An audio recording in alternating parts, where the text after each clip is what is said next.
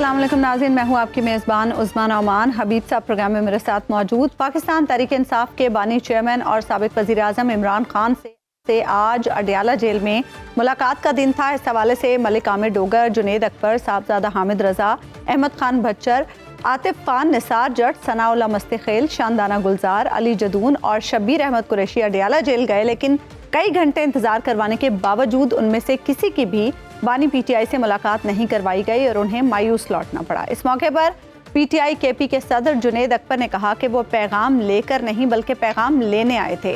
Opposition मिलकर ईद के बाद एहतजाज करेंगे। बानी चेयरमैन से पार्टी रहनुमाओं की मुलाकात न करवाए जाने के हवाले से ये खबरें भी आ रही हैं कि इस रवैये के खिलाफ पीटीआई अडियाला जेल के सामने एहतजाजी कैंप लगाने का सोच रही है और ये कैंप तब तक कायम रहेगा जब तक मुलाकातें बहाल नहीं होती। आखिर मुलाकात ना करवाने का हुक्म कौन देता है और इसका मकसद क्या है? इसके अलावा नए चीफ इलेक्शन कमिश्नर की तकर्री के मामले पर हुकूमत मुशावरती अमल कब शुरू कर रही है और अपोजिशन को सड़कों पर आने के बजाय उन्हें पार्लिमानी सियासत तक महदूद रखने की कोई तजवीज़ हुकूमती सतह पर क्या ज़ेरे गौर है? इसी सारी सूरत हाल पर हम गुफ्तगू करेंगे। वज़ीर आज़म के कोऑर्डिनेटर राना एहसान अफजल साहब प्रोग्राम में हमारे साथ मौजूद हैं। राना साहब, पीटीआई वाले बड़ा शिकवा कर रहे हैं कि मुलाकात का दिन होने के बावजूद खान साहब से मुलाकात नहीं कराई जाती। खास तौर पर सियासी कमेटी के जो लोग हैं उनकी तो बिल्कुल ही मुलाकात नहीं होने दी जाती। क्या वजह है? कौन रोकता है कि मुलाकात ना हो खान साहब की उनसे? बिस्मिल्लाहिर्रहमानिर्रहीम। देखिए, खान साहब जो हैं वो 14 साल की उनको सज़ा है करप्शन के चार्जेस के ऊपर। और खान साहब से कल उनकी जो है वो बहन भी मिली, उनकी बेगम भी मिली। उसके अलावा खान साहब से जो उनके वकला हैं उनकी भी मुलाकात होती रहती है। तो खान साहब का जो मुलाकात का टाइम है उसके अंदर जाहिर सी बात है एक लिमिटेड नंबर ऑफ लोग एक मखसूस टाइम के लिए मुलाकात कर सकते हैं, तो उसकी इजाज़त है और कोई रुकावट नहीं है। लेकिन खान अगर चाहते वो ये हैं कि वहाँ पॉलिटिकल कमेटीज़ की मुलाकात हो, वहाँ जो है वो कोई अपनी जमात को चलाएं, तो ऑब्वियसली वो 14 साल की सज़ा काट रहे हैं, वो उस तरीके से आज़ाद तो नहीं है। और जेल मैनुअल के मुताबिक उनकी मुलाकातें जो हैं जहाँ जहाँ होने की ज़रूरत है हो रही हैं। जी राना साहब, एक ये बात आप लीगली शायद ठीक कह रहे हैं, मुझे तो इस बारे में इल्म नहीं है, लेकिन एक पॉलिटिकल ऑब्जर्वेशन ज़रूर है। नवाज शरीफ साहब भी कैद में रहे हैं और करप्शन के चार्जेस पे भी ही रहे। वहाँ पर उनकी मुलाकातों का माहौल आपको याद है कि काफ़ी उनकी मुलाकातें हो जाया करती थी? देखिए, तो खान साहब की भी मुलाकातें होती रही हैं और खान साहब के लॉयर्स, बल्कि फवाद चौधरी साहब जो कि खान साहब के लॉयर भी नहीं है लेकिन उनकी भी मुलाकात होती रही है। वो तो कोई क्यूज है ना, वो तो अंदर इसलिए जाते हैं कि उनके ऊपर भी मुकदमा है। देखिए, मैं समझता हूं कि जो जेल मैनुअल है उसके मुताबिक जो मुलाकातें खान साहब को अलाउड हैं वो होनी चाहिए और मेरे ख्याल से वो हो रही हैं, उसमें कोई कतगन नहीं है। अच्छा राना साहब, ये बताइएगा कि अब इलेक्शन कमीशन ऑफ पाकिस्तान में तब्दीलियां आनी हैं। पाकिस्तान जो हुकूमत पाकिस्तान है वो गुरेज कर रही है, जबकि अपोजिशन है वो जोर डाल रही है कि इलेक्शन कमीशन की तश्कील नौ का चूंकि वक्त आ गया है तो उसको किया जाए। क्या अमर माने है आपके ख्याल में? देखिए, बात यह है कि जब प्राइम मिनिस्टर शहबाज शरीफ ने कहा कि आप हाउस में एक कमेटी बना लें और हुकूमत और अपोजिशन जो है वो अपने मामला जो है वो सेटल कर लें, तो उसको रद्द कर दिया गया। अब ये तो नहीं हो सकता ना कि जो जहां अपोजिशन समझती है कि उन्होंने एंगेज करना है वहां हम फौरन बैठ के एंगेज कर लें, और जहां जो है वो और दीगर मामलात में एंगेजमेंट की ज़रूरत है वहां अपोजिशन जो है वो कहे कि अब हमने सूबों के रास्ते बंद करने हैं या अब हमने पूरा नेशन वाइड जो है वो प्रोटेस्ट करना है। तो देखें, ताली दो हाथों से बजती है। हम ये नहीं कह रहे कि इलेक्शन कमीशन की जो तश्कील नौ है वो ना हो और वो उन मामलात पे हम ना बैठें, लेकिन हम तो कह रहे हैं आप आ जाएं। पूरा जो मामलात हैं वो हम हाउस की कमेटी में बैठ जाते हैं, वहां हम मुशावरत कर लेते हैं। लेकिन जहां आपको लगे कि हाँ यहाँ हमारा फायदा है या यहाँ हम चाहते हैं फौरी एक्शन हो जाए और दूसरी जगह आप थ्रेट करें कि पूरे पाकिस्तान में प्रोटेस्ट होंगे, तो फिर जाहिर सी बात है गवर्नमेंट भी जो है वो देखेगी कि हर बात तो अपोजिशन की नहीं मानी जा सकती ना। राना साहब, आप इसको पॉलिटिक्स को और एक कॉन्स्टिट्यूशनल रिस्पॉन्सिबिलिटी को आप जोड़ रहे हैं, ये क्या ऐसा करना मुनासिब है? क्योंकि एहतजाज तो चलते रहते हैं, ये तो एक आईनी मामला है कि इसमें اور آئین میں لکھا ہوا ہے کہ جب election commission chief election commissioner کی مدت پوری ہوگی، اگرچہ 26ویں آئینی ترمیم کے ذریعے اسے انڈیفینٹ پیریڈ آف ٹائم کے لیے بڑھا دیے گئے، لیکن یہ کوئی طریقہ مناسب تو نہیں ہوگا کہ الیکشن کمیشن آف پاکستان کا شخص جو اس پہ بیٹھا ہوا ہے وہ مسلسل بیٹھا ہی رہے؟ دیکھیں، آپ نے کہا یہ آئینی معاملہ ہے، اور پھر آپ نے خود ہی کہہ دیا کہ 26ویں آئینی ترمیم کے اندر اس چیز کی اجازت ہے کہ وہ کنٹینیو کریں جب تک گورنمنٹ اور اپوزیشن کسی نام کے اوپر کنسنسس نہ ڈیولپ کر لے. تو یہی بالکل بات ہے کہ آئین کے مطابق معاملات چل رہے ہیں. اب مسئلہ یہ ہے نا کہ الیکشن کمیشن جیسا نازک ادارہ ہے، اس پہ بہت بڑی ذمہ داری ہے عوام کے مینڈیٹ کی حفاظت کرنا. اب تو جو بھی چیف الیکشن کمشنر ہے وہ تو ایک حکومتی ملازم کی حیثیت اختیار کر گیا نا اس ترمیم کے بعد.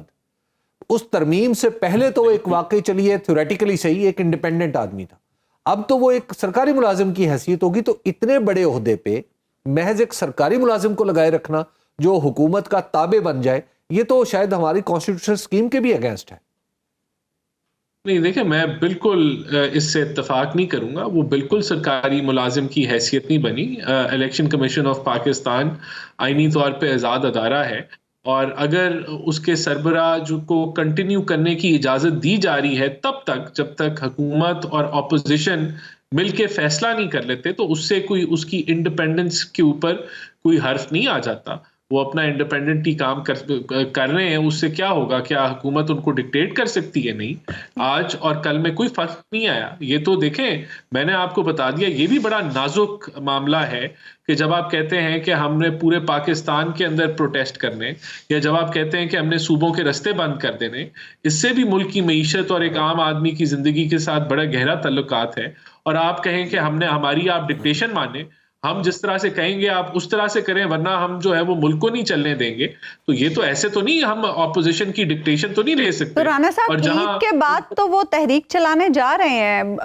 عمران خان صاحب نے ہدایات بھی دے دی ہیں اور اپوزیشن الائنس بھی بن رہا ہے، جس میں ہم سن رہے ہیں کہ معاملات جے یو آئی کے ساتھ بہت آگے تک بڑھ گئے ہیں. حکومت اس سلسلے میں کیا سوچ رہی ہے؟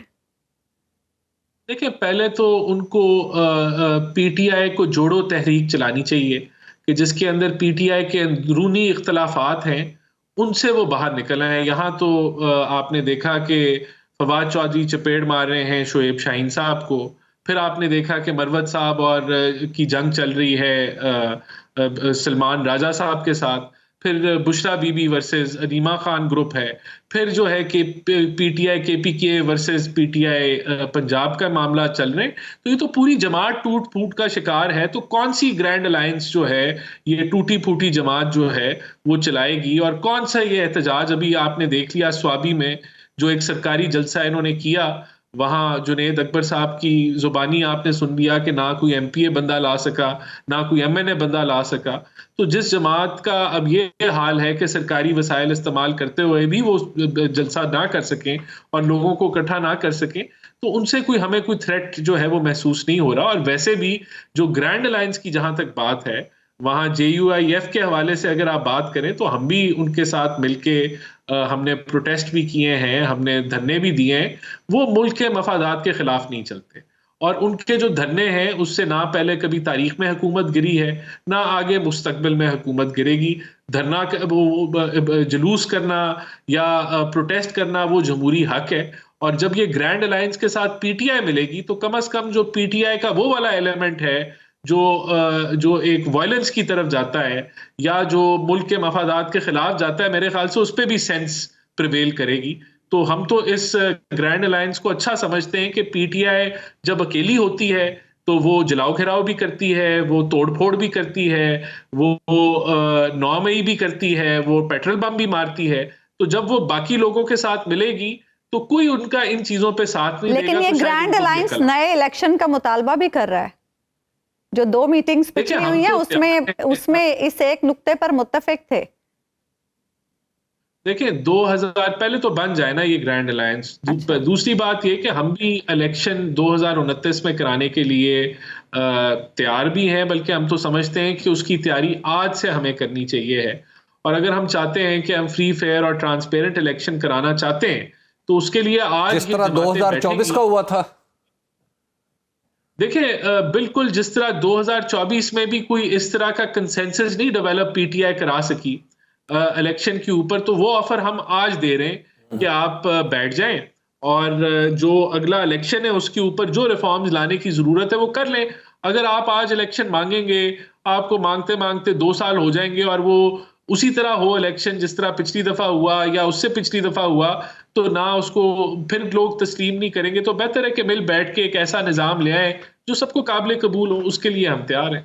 یہ بتائیے گا رانا صاحب کہ ابھی جو جج اسلام آباد ہائی کورٹ کے جج صاحبان نے ایک درخواست سپریم کورٹ کو انوالو کیا ہے سینیورٹی کے معاملے پہ. ابھی ریسنٹلی وزیر اعظم کی ملاقات ہوئی چیف جسٹس آف پاکستان سے، اور جو تصویر چھپی اس میں تو ایسا لگ رہا تھا کہ صرف چیف جسٹس آف پاکستان ہے، ان میں کوئی دوسرا جج سپریم کورٹ کا شامل نہیں تھا، جو تصویر کی بات ہے. باقی ساری کی ساری حکومت ہی تھی.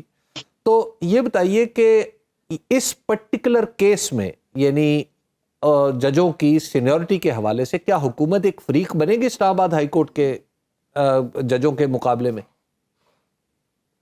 دیکھیں بات یہ ہے کہ کوئی آئین کے اندر کوئی اسپیسیفائڈ طریقہ کار جو بڑا اسپیسیفک ہو وہ مینشن نہیں ہے ججز کی سینیورٹی کے معاملے میں. تو میرے خیال سے سپریم کورٹ نے اس کے اوپر جو ہے وہ پہلے ہی اس کے اوپر سنوائی وہ کر رہی ہے. تو میرے خیال سے وہ جو ہے بالکل اگر اٹارنی جنرل یا لا منسٹر کو طلب کیا گیا اس حوالے سے تو وہ اپنا اوپینین ضرور دیں گے. ہو سکتا ہے وہ خود بھی دے دیں. دینا تو ایک بات ہے، کیا حکومت یہ سمجھتی ہے کہ ہمیں انہیں فریق بننا چاہیے، ان ججز کے اگینسٹ آنا چاہیے کہ جناب نہیں آپ غلط کہہ رہے ہیں جج صاحبان، جو ہم ہیں سرفراز ڈوگر صاحب کو ہی اسلام آباد ہائی کورٹ کا چیف دیکھنا چاہتے ہیں؟ نہیں دیکھیں جو وہ تو بن چکے ہیں، وہ تو جو سینیورٹی لسٹ ہے وہ آ چکی ہے اور وہ بالکل آئین کے مطابق آئی ہے، کیونکہ آئین میں اس کے برعکس کچھ نہیں لکھا یا اس کے خلاف کچھ نہیں لکھا. تو وہ جو انہوں نے لسٹ جاری کی ہے اسلام آباد ہائی کورٹ نے، وہ تو ایگزسٹ بھی کرتی ہے بلکہ وہ امپلیمنٹ بھی ہوگی. باقی اگر مستقبل میں اس کے اوپر کوئی ایسا کوئی فیصلہ سپریم کورٹ کرتی ہے تو وہ بالکل حق بجانب ہے کہ وہ ایسا فیصلہ کوئی کر لے. اچھا رانا صاحب، سپریم کورٹ کے 2 ججز کے خلاف ریفرنس کے حوالے سے بھی کچھ اطلاعات آ رہی تھیں، کیا ایسی کوئی تجویز زیر غور ہے؟ نہیں، میری نالج میں ایسی کوئی تجویز زیر غور نہیں ہے. 1-2 سیاستدانوں نے اس پہ اپنا موقف بیان کیا لیکن وہ موقف کوئی حکومتی موقف ابھی نہیں بنا. پیپلز پارٹی کو بھی بڑے شکوے شکایات ہیں آپ لوگوں سے، پنجاب اور سندھ میں تو ہم باقاعدہ لفظی جنگ دیکھ رہے ہیں. کیا پیپلز پارٹی کے ساتھ معاملات کچھ خراب ہو رہے ہیں یا سب کچھ ٹھیک ہے؟ دیکھیں یہ کولیشن کے اندر ایسے معاملات آتے بھی رہتے ہیں، وہ کبھی ہائی لائٹ بھی زیادہ ہو جاتے ہیں اور پھر یہ خاموشی بھی آ جاتی ہے. تو جب آپ اکٹھے کام کر رہے ہوں اور اتنا براڈ نوعیت کے معاملات ہوں اور اس کے اندر آپ نے ڈیولپمنٹ کی شیئرنگ کے معاملات ہوں اور دیگر معاملات ہوں، تو وہ یہ ایک نارمل نکتہ چینی ایک دوسرے کے خلاف ہوتی رہتی ہے. کوئی ایسی ایب نارمل چیز نہیں ہے. اس کو ہم تو بالکل بھی کوئی اس کو کولیشن کو خطرہ یا وفاقی حکومت کو ہم اس پہ کوئی خطرہ نہیں دیکھتے. یہ نارمل چیزیں جو کبھی ہائی لائٹ ہو جاتی ہیں اور ریزالو بھی ہو جاتی ہیں. لیکن پیپلز پارٹی کے ساتھ نہ صحیح چیئرمین سینٹ ایک احتجاج پہ ہیں، خاموش قسم کے احتجاج پہ، کہ انہوں نے پروڈکشن آرڈر جاری کیا سینیٹر اعجاز چودھری کا، انہیں پروڈیوس نہیں کیا گیا سینٹ میں.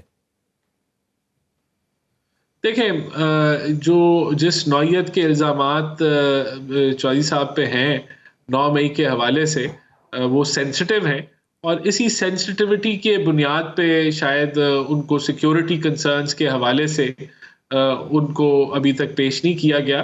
تو میرے خیال سے یہ ایشوز ریزالو کر کے ان کو پیش کر دینا چاہیے. لیکن جو 9 مئی کے معاملات ہیں وہ حساس نوعیت کے بھی ہیں اور اس پہ بڑی سیاست بھی ہوتی رہی ہے. تو بہتر ہو کہ عدالتیں اس پہ جلدی فیصلہ کر دیں، یا پھر جو ہے جب اگر ان کو پروڈکشن آرڈر ایشو ہو گئے تو جو کنسرنز ہیں ان کو مد نظر رکھتے ہوئے ان کو کلیئر کر کے. رانا صاحب دیکھیے ہمارے اتنے منسٹرز ہیں، وہ ان کی حفاظت ہوتی ہے، ہمارے ادارے ان کی حفاظت کر رہے ہوتے ہیں، پرائم منسٹر ہیں، صدر مملکت ہیں، چیف منسٹر صاحبہ ہیں پنجاب کی. تو جب لوگ ان کی حفاظت کے اہل ہیں تو کیا ہمارے پاس وہ سیکیورٹی موجود نہیں جو ایک ملزم کی حفاظت کر سکے جس کی عمر 70 سال سے زیادہ ہے؟ دیکھیں، میں نے تو کہا کہ میرے خیال سے ان کنسرنز کو جلد دور کر کے ان کو ضرور پیش کر دینا چاہیے. اچھا رانا صاحب، اسمبلی کے فلور پہ مولانا نے گزشتہ دنوں ایک تقریر کی اور وہ متقاضی ہیں حکومت سے اور وزیر اعظم سے اس بات کے کہ کے پی اور بلوچستان میں جو سیکیورٹی کی سچویشن ہے اس پر غور کیا جائے، اس پر توجہ دی جائے، کیونکہ حالات بہت زیادہ خرابی کی طرف ہیں. دیکھیں، وہ بالکل درست فرما رہے ہیں. کے پی کے اندر تو جن سے وہ الحاق کرنے جا رہے ہیں، اگر ان کے پاس وقت ہو گنڈا پور صاحب کے پاس کہ وہ اپنی گورننس کی طرف تھوڑی سی توجہ دے دیں تو شاید معاملات بہتر ہو جائیں. 11-12 سالوں سے پی ٹی آئی کی حکومت ہے کے پی کے میں. 500-600 ارب ان کو اضافی ملا ہے. این ایف سی ایوارڈ میں 1% اضافی ملتا ہے کیونکہ دہشت گردی کا شکار ہے وہ صوبہ. لیکن نہ اس طریقے سے انہوں نے سی ٹی ڈی ڈیولپ کی، نہ اس طریقے سے ان کا گورننس پہ گرپ ہے. بہت بدترین گورننس جاری ہے کے پی کے میں. وفاق کا جہاں رول کی ضرورت ہے وفاق اپنا رول ادا کرتی ہے، بلکہ بڑھ چڑھ کے ادا کرتی ہے. جو صوبائی نوعیت کے جو معاملات ہیں، چاہے وہ لا اینڈ آرڈر ہو، ایجوکیشن ہو، ہیلتھ ہو، روڈ انفراسٹرکچر ہو، وہ بدترین پستی پہ اس وقت ہیں، جس کی وجہ سے آپ یہ ان معاملات میں بھی ایک اضافہ دیکھ رہے ہیں. بہرحال وفاق کو جہاں جب بلایا جائے گا وفاق 2 قدم آگے ہی ہوگا اپنا رول ادا کرے. لیکن بہت سارے لوگوں کا یہ ماننا ہے کہ ایسا اس لیے ہو رہا ہے کیونکہ افغانستان کے حوالے سے ہماری اس وقت جو پالیسی ہے وہ تھوڑی سی نرم ہونی چاہیے تو شاید معاملات ٹھیک ہونے کی طرف چلے جائیں. دیکھیں، وہ نرم ہی ہے. ہم اخوان طالبان حکومت کے ساتھ ہر وقت رابطے میں رہتے ہیں اور جہاں ڈائلاگ کی ضرورت ہے وہاں ڈائلاگ ہر وقت رہتا ہے. لیکن وہ اس چیز میں ابھی تک وہ اس طریقے کا رول نہیں ادا کر سکے کہ جو ان کی ریاست ہے وہ پاکستان مخالف ایجنڈے کے لیے استعمال نہ ہو، جو کہ ہو رہی ہے. اس کے حقائق، اس کی ایویڈنس ہم ان کو پیش کرتے رہے ہیں اور اس کے بعد پھر ہم 2 دفعہ ریئیکٹ بھی کر چکے ہیں ان کی سرزمین پہ، جب یہ ہمارے پاس 100% انفارمیشن تصدیق شدہ آ گئی کہ وہاں دہشت گرد موجود ہیں جو پاکستان کے خلاف پلاننگ کر رہے ہیں. تو میرے خیال سے ہم بڑا نرمی کے برتاؤ کے ساتھ ہی چلتے رہے ہیں، لیکن ہم نے اپنے ملک کے مفادات کا دفاع بھی کرنا ہے اور پھر ہمیں میسج بھی بھیجنا پڑتا ہے کہ اب ایک لمٹ کراس ہو رہی ہے تو اس کو روکا جائے. تو میرے خیال سے دونوں حربے استعمال ہو رہے ہیں، جس میں زیادہ فوکس ڈائلاگ کے اوپر ہی ہے، زیادہ فوکس سافٹ نیگوسیشن کے اوپر ہی ہے. اور جب وہ بالکل نہیں چلتی تو پھر دوسرے جو ہیں وہ میتھڈز استعمال کیے جاتے ہیں. چلتے چلتے ذرا پیکا ایکٹ پہ بھی کچھ توجہ فرما لیں، جس کے ذریعے آپ کی حکومت نے میڈیا کی تو تقریباً زبان بندی کر رکھی ہے. میں نہیں سمجھتا کہ میڈیا کی زبان بندی ہے. پیکا ایکٹ نہ ڈیجیٹل میڈیا پہ لاگو ہے نہ پرنٹ میڈیا پہ لاگو ہے. یہ اسپیسیفک ہے سوشل میڈیا کے لیے، اور اس کی جو ڈیجیٹل اتھارٹی بن رہی ہے اس میں اکثریت جو ہے، کثیر تعداد جو ہے وہ جرنلسٹ کمیونٹی سے ہوگی. جو اس کی کمپلینٹ سیل ہے اس میں بھی انشور کیا جائے گا، اور اس کے جو لا تو بن گیا ہے لیکن جو رولز بنیں گے وہ ہم اس کو مل کے مشاورت کے ساتھ ڈیفائن کریں. تو کیا پیکا ایکٹ میں ترمیم حکومت نہیں کرنا چاہتی؟ اس پہ ہم نہ ہی سمجھے.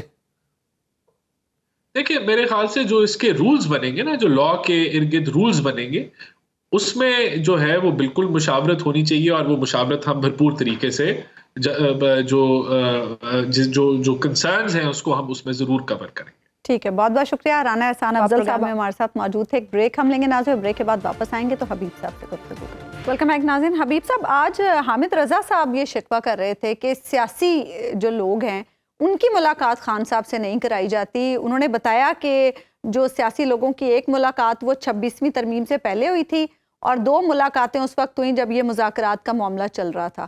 اس کے بعد ملاقات نہیں ہوئی سیاسی لوگوں کی خان صاحب سے. تو کیا وجہ ہے کہ خان صاحب سے ملاقات نہیں کرائی جاتی سیاسی لوگوں کی؟ آپ کو پتہ نہیں ہے یا آپ جان کے مجھ سے سننا چاہتے ہیں؟ نہیں، میں آپ سے سننا چاہتی ہوں، ہمارے ناظرین آپ سے سننا چاہتے ہیں. اچھا، پتہ ہے آپ جی اچھا دیکھیے، ایک بات تو یہ ہے کہ جو بنیادی بات جیسے ہم نے یہ پہلے بھی بات عرض کی تھی کہ جب مولانا فضل الرحمان اور پی ٹی آئی ایک دوسرے کے قریب آئیں گے تو سب سے پہلی اس کی کیجویلٹی یا اس کا اثر جو ہوگا وہ یہ نظر آئے گا کہ اب لوگوں کی ملاقاتیں عمران خان سے روک دی جائیں گی.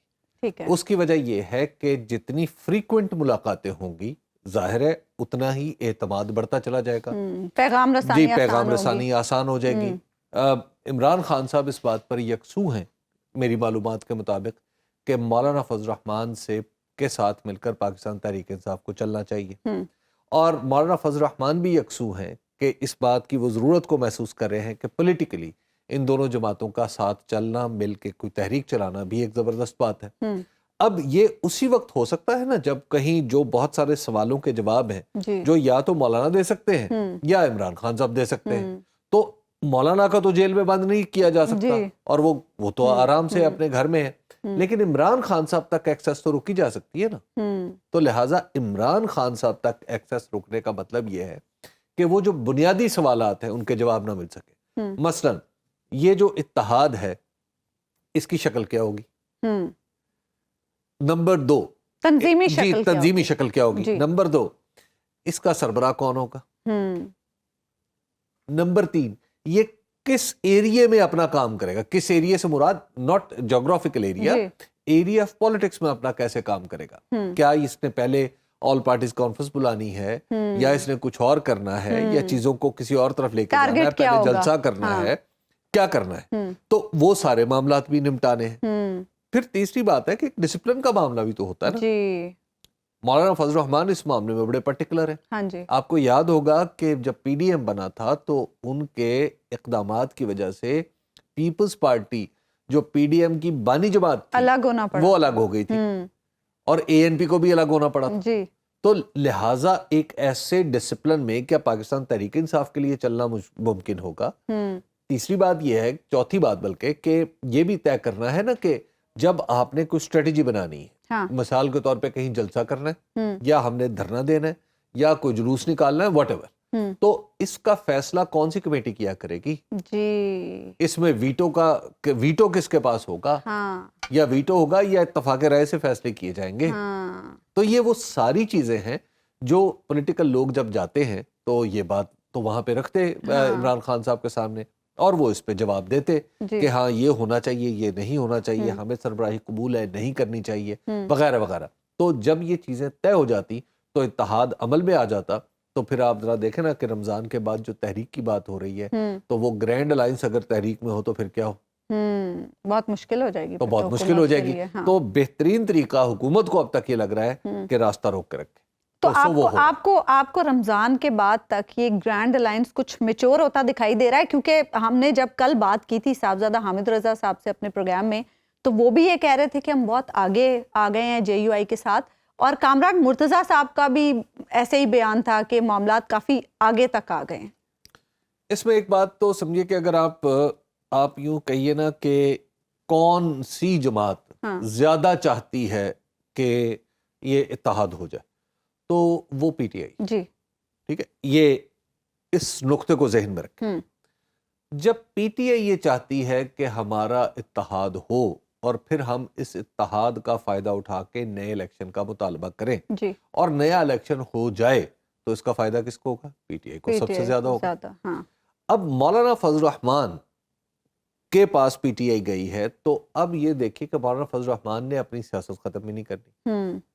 ان کی سیاست پاکستان تحریک انصاف سے اتحاد کے بغیر بھی چل رہی ہے. اب وہ تو سیٹنگ میں ہے, مطلب وہ تو پہلے سے ان سے تو ادھر سے بھی ملاقاتیں ہو رہی ہیں. ٹھیک ہے, وہ تو ملاقاتیں ادھر سے بھی ہو رہی ہیں. اور اس وقت مولانا فضل الرحمان کے پاس یہ سٹینڈنگ آفر ہے.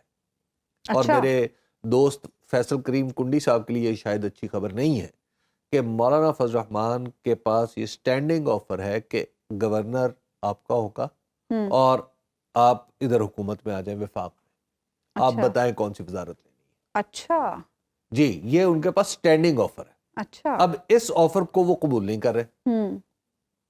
تو اگر انہوں نے سودے بازی کرنی ہو تو یہ تو بڑا بیسٹ ٹائم ہے. فیصل کریم کنڈی صاحب وفاق میں آ کے کو مشیر وشیر لگ جائیں گے, لیکن اور وہاں پہ گورنر جو ہے پھر ایک دفعہ JUIF لیکن کا آ اب جائے گا. اس پوزیشن پہ پچھلے کچھ عرصے میں جو ہم سیاسی صورتحال دیکھ رہے تھے اور پھر جو عوامی رد عمل ہے سیاسی رہنماؤں کے حوالے سے, مولانا ایسی کوئی بارگیننگ کرنا چاہیں گے, ایسی کوئی سودے بازی کریں گے؟ ایک تو یہ ہے کہ حالات ڈکٹیٹ کراتے ہیں بعض اوقات, اگر آپ نہ بھی چاہ رہے ہوں تو حالات ڈکٹیٹ کراتے ہیں کہ آپ کسی کے ساتھ مل کے آگے بڑھیں. اس وقت اگر سیاسی حالات دیکھیں, یعنی گراؤنڈ پہ جو سیاسی حالات دیکھیں, تو وہ ڈکٹیٹ کرا رہے ہیں مولانا کو بھی اور پاکستان تحریک انصاف کو بھی کہ ایک دوسرے کے ساتھ کولیبریٹ کریں, مل کے چلیں. ہاں, لیکن اگر آپ پاور سرکلز میں دیکھیں تو وہاں کے جو حالات ہیں وہ مولانا کے اوپر پریشر ڈال رہے ہیں کہ مولانا آپ نے ادھر نہیں جانا, آپ نے ادھر آنا. تو اب یہ پرابلم ہے مولانا کے لیے بھی. تو اس میں مجھے میری انڈرسٹینڈنگ ہے کہ حکومت کی کامیابی یا حکومت کا سارا تکیہ اس بات پہ ہے کہ کسی بھی طریقے سے ہم عمران خان صاحب اور مولانا کے درمیان رابطہ نہ استوار ہونے دیں. اچھا, اور یہ اسی سلسلے میں اور رابطہ جب استوار نہیں ہوگا, اس کو سیاسی شکل نہیں ملے گی, تو یہ بات ٹلتی چلی جائے گی, اور جتنی ٹلے گی اتنا حکومت کو وقت ملے گا. تو اب اس میں یہ دیکھنا ہے کہ آپ نے کچھ چیزیں, مولانا فضل الرحمان یہ ہو سکتا ہے کہ وہ کہیں کہ اچھا یار ٹھیک ہے, جب عمران خان صاحب سے بات ہوگی وہ ہم دیکھتے رہیں گے, لیکن ان 2 4 5 چیزوں پہ تو ہم اتفاق کر کے آگے بڑھتے ہیں. لیکن وہ آگے کیسے بڑھنا ہے اس میں again there are so many things.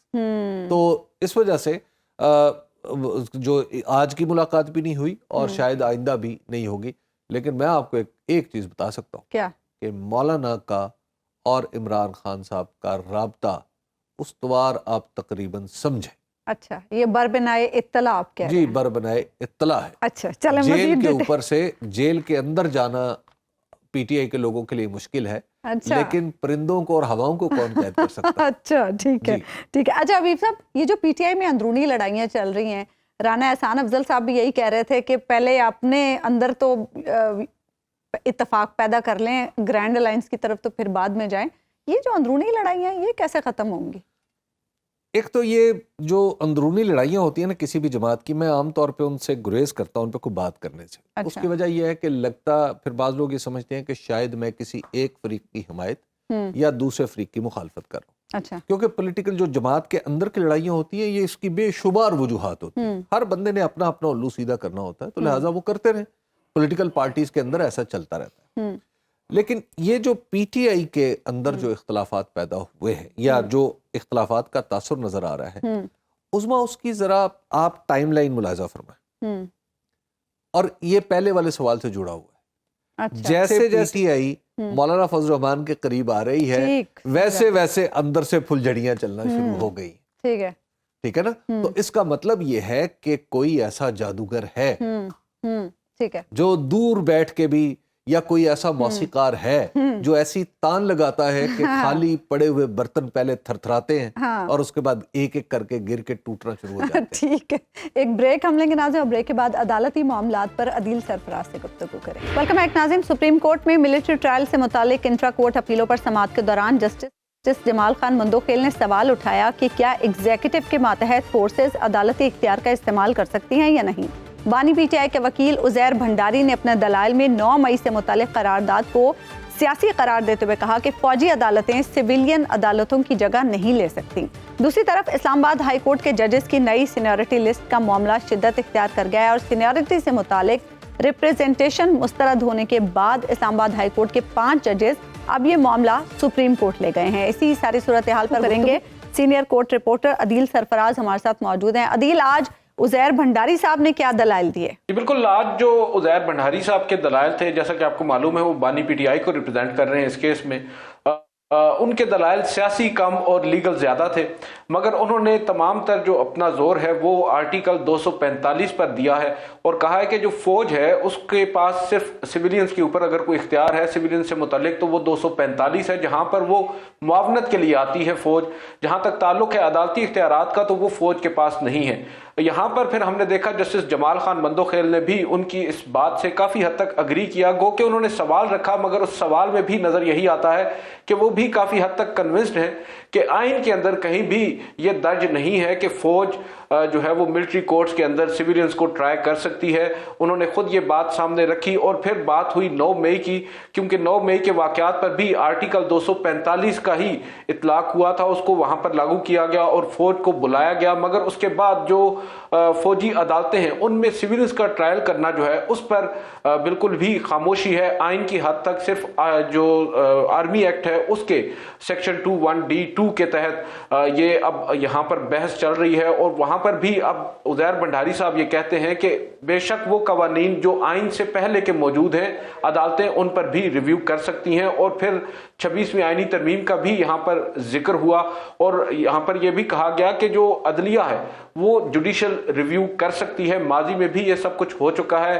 انہوں نے ضیاء الحق صاحب کے دور کا بھی حوالہ دیا، ان کے دور میں کی گئی جو ترامیم ہیں ان کو بے نظیر بھٹو کے دور میں عدالتوں نے ختم کیا، اور پھر ایک اور انسٹنس کا بھی انہوں نے بتایا، ایک مقدمہ تھا اقبال ظفر جھگڑا کا، اس میں ایک ایکٹ تھا، اس کو بھی سپریم کورٹ آف پاکستان نے ختم کیا، اور یہ سب بتایا گیا ایک سوال کے جواب میں، جب بار بار عدالت کی جانب سے یہ سوال کیا جا رہا تھا کہ کیا عدلیہ جو قوانین ہیں ان کو ختم کر سکتے ہیں، کیونکہ جسٹس جمال بندوخیل یہ کہہ رہے تھے کہ پارلیمان کے پاس ہی اختیار ہے ترامیم کرنے کا، قوانین بنانے کا اور انہیں واپس لینے کا، جس کے جواب میں عزیر بنڈاری نے کہا کہ بالکل اختیار پارلیمان کے پاس ہے، مگر کچھ قوانین ایسے بھی ہوتے ہیں جو پبلک کے اس میں امپورٹنس یا آپ کہہ سکتے ہیں کہ مفاد عامہ کے زمرے میں نہیں آتے، اس کے اگینسٹ ہوتے ہیں، ان کو پھر پبلک چیلنج کر سکتی ہے عدالتوں میں اور عدالت ان کو ختم کر سکتی ہے۔ اب دلائل ان کے جاری ہیں، منڈے تک یہ معاملہ چلا گیا ہے اور دوبارہ سے یہ اپنے آرگیومنٹس کو شروع کریں گے۔ یہ بتائیے گا، اب جو اسلام آباد ہائی کورٹ کے 5 ججز ہیں جو سینیورٹی سے متاثر ہوئے ہیں اور اب وہ سپریم کورٹ پہنچ گئے ہیں، آپ کیا دیکھ رہے ہیں یا اب تک کیا ایسی کوئی ڈیولپمنٹ ہوئی ہے کہ جو حکومت ہے وہ ان 5 ججز کے مقابلے میں فریق بن کے آئے سپریم کورٹ میں؟ دیکھیں، جہاں تک تعلق ہے حکومت کا، آج جو 5 ججز صاحبان نے اپنی درخواست دائر کی ہے بذریعہ بواسطت منیر ملک اور بیرسٹر صلاح الدین کے، اس میں انہوں نے فریق بنایا ہے صدر مملکت کو اور حکومت جو وفاق ہے اس کو، اس کے علاوہ جو ججز صاحبان ہیں ان کو۔ ایک چیز بڑی اہم ہے جو آپ نے بھی سوال میں بھی پوچھا کہ کیا وہ خود آئے گی اس پہ فریق بن کر، ہم دیکھ رہے ہیں کہ جہاں تک تعلق ہے سینیورٹی کا، بالخصوص جو قائم مقام چیف جسٹس ہیں سرفراز ڈوگر صاحب کا، ان کی حد تک اب اسلام آباد میں یا شہر اقتدار میں یہ خبریں گردش کر رہی ہیں کہ شاید حکومت بھی اتنی زیادہ پر امید یا اتنی زیادہ کوشاں نہیں ہے کہ وہی چیف جسٹس مستقل طور پر بنے اسلام آباد ہائی کورٹ میں، کیونکہ ہم نے دیکھا ہے جوڈیشل کمیشن کی میٹنگ میں چیف جسٹس آف پاکستان نے بھی باقاعدہ طور پر اپنے ریزرویشنز کا اظہار کیا تھا اسی سینیورٹی لسٹ کے اوپر، اور بعد ازاں جسٹس جمال بندوخیل نے بھی اسی ضمن میں اپنا ووٹ نہیں دیا تھا عامر فاروق صاحب کی ایلیویشن پر، اور انہوں نے بھی کہا تھا کہ پہلے یہ معاملہ سیٹل ہونا چاہیے۔ اور ہم یہ بھی دیکھ رہے ہیں کہ حکومتی سائٹ پر بھی بہت سے لوگ یہ سمجھتے ہیں کہ شاید سرفراز ڈوگر صاحب جو ہیں وہ ایز چیف جسٹس انہیں بھی زیادہ سوٹیبل نہیں ہوں گے۔ تو اب یہ معلوم ہوگا جب معاملہ سپریم کورٹ میں اب لینڈ تو کر چکا ہے، جب یہ فکس ہوگا آئینی بینچ کے سامنے، اس میں حکومت یا اٹارنی جنرل آف پاکستان کیا موقف اپناتے ہیں، کیونکہ اٹارنی جنرل نے تو ایک موقع پر چیف جسٹس آف پاکستان کے اس بیان کے بعد کہ اٹارنی جنرل بھی میرے موقف کی تائید کر رہے تھے، اٹارنی جنرل نے ان کے موقف کی مخالفت کرتے ہوئے کہا تھا کہ میں تو سمجھتا ہوں کہ سینیورٹی کی لسٹ نئی جو آئی ہے وہ بالکل درست ہے اور سرفراز ڈوگر صاحب سینئر پیونی جج ہی بنتے ہیں اسلام آباد ہائی کورٹ کے۔ اب تھوڑی سی کنفیوژن ہے، اضطراب کسی کیفیت نظر آ رہی ہے حکومتی دھڑوں میں بھی کہ شاید حکومت جو ہے اوپر سے سپورٹ تو کر رہی ہے، اندرون خانہ وہ بھی نہیں چاہتے کہ یہ جو سینیورٹی لسٹ ہے اسی طرح برقرار رہے۔ یہ بتائیے گا کہ اب یہ معاملہ وکیلوں سے بھی جڑا ہوا ہے، ان کی آرگنائزیشنز اور ایسوسیشن سے بھی جڑا ہوا ہے، تو کیا وکلاء اس معاملے پہ کوئی پوزیشن لیں گے؟ سر، میری کچھ وکلاء سے بات بھی ہوئی ہے اور ان کا یہ ماننا تھا اگر یہ ججز صاحبان خود نہیں بھی آتے سپریم کورٹ آف پاکستان میں اس فیصلے کے اگینسٹ جو عامر فاروق صاحب نے دیا تھا، تو وکلاء خود آئیں گے، وکلاء آ کر اس معاملے کو چیلنج کریں گے، اور اب نظر یہی آ رہا ہے اور اطلاعات بھی یہی ہیں کہ اب وکلاء متحرک ہوں گے اس ریپرزنٹیشن کے معاملے پر جہاں تک تعلق ہے سینیورٹی کا، کیونکہ اس میں ہم دیکھ رہے ہیں کہ وہ دھڑے بھی جو شاید اس وقت حکومتی حمایت میں کھڑے ہیں ان میں بھی یہ تقسیم ہے۔ جہاں تک تعلق ہے سینیورٹی کا، بہت سے لوگ یہ سمجھتے ہیں کہ جو سینیورٹی کی لسٹ ہے اس میں جو عامر فاروق صاحب کا آرڈر آیا ہے وہ شاید आइन को रीराइट करने से मुतरादिफ है, क्योंकि उन्होंने कुछ ऐसी बातें भी कह दी हैं जिन पर आइन खामोश है। और यहाँ पर 4 जजेस भी सुप्रीम कोर्ट के खत लिख चुके हैं इसी एक मुद्दे पर। तो ये मामला काफी गंभीर है और इसमें अब वकला का किरदार भी कहा जा रहा है काफी अहम होने जा रहा है आगे। बहुत शुक्रिया दिल सरफराज, आप हमारे साथ मौजूद थे। प्रोग्राम का वक्त खत्म। नाज़रीन, आपसे मुलाकात होगी इंशाल्लाह अगले हफ्ते, अल्लाह ने के बाद।